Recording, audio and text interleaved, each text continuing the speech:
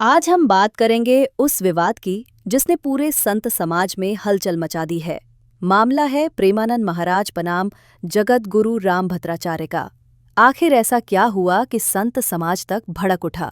आइए जानते हैं। जगत गुरु रामभद्राचार्य ने हाल ही में अपने प्रवचन के दौरान कथावाचकों पर सवाल उठाए। उन्होंने कहा कि आजकल कई लोग बिना संस्कृत और शास्त्रों की गहरी विद्या के कथावाचन करने लगे हैं। इतना ही नहीं, उन्होंने चुनौती देते हुए कहा कि अगर संस्कृत का एक शब्द भी सही बोल सकते हो तो सामने आकर दिखाओ। इस बयान को सीधे तौर पर प्रेमानंद महाराज की तरफ इशारा माना गया। प्रेमानंद महाराज अपने सरल और भावनात्मक अंदाज के लिए जाने जाते हैं। वे भक्ति और भावनाओं के सहारे भक्तों के दिलों को छूते हैं और लाखों लोग उनकी कथाओं से जुड़े रहते हैं।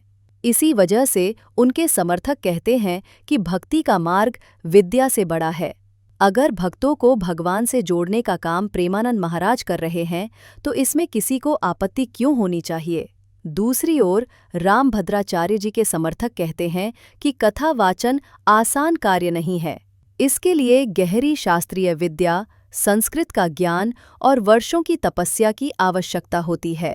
उनके अनुसार यदि कथा वाचन करने वाला शास्त्रों की बारीकियों से परिचित नहीं है तो भक्तों को अधूरी और गलत जानकारी मिल सकती है।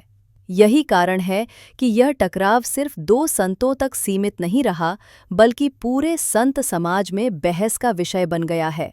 कुछ लोग इसे विद्या और परंपरा की रक्षा मानते हैं, तो कुछ इसे भक्ति और सरलता पर हमला बताते हैं। सोशल मीडिया पर ये विवाद और गर्म हो गया है। लोग अपने अपने पक्ष में तर्क दे रहे हैं और दोनों संतों के समर्थक आमने सामने आ रहे हैं।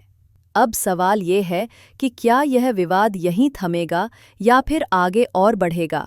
क्या यह सिर्फ व्यक्तिगत बयानबाजी है या फिर संत समाज की गरिमा पर गहरी चोट? सच्चाई जो भी हो, इतना तय है कि इस टकराव ने संत समाज में बड़ी हलचल पैदा कर दी है और भक्तों के बीच भी चर्चा का माहौल गर्मा गया है। तो दोस्तों, इस मामले पर आपकी क्या राय है? क्या कथा वाचन के लिए शास्त्रीय विद्या जरूरी है या फिर भक्ति और भावनाओं का जुड़ाव ही काफी है?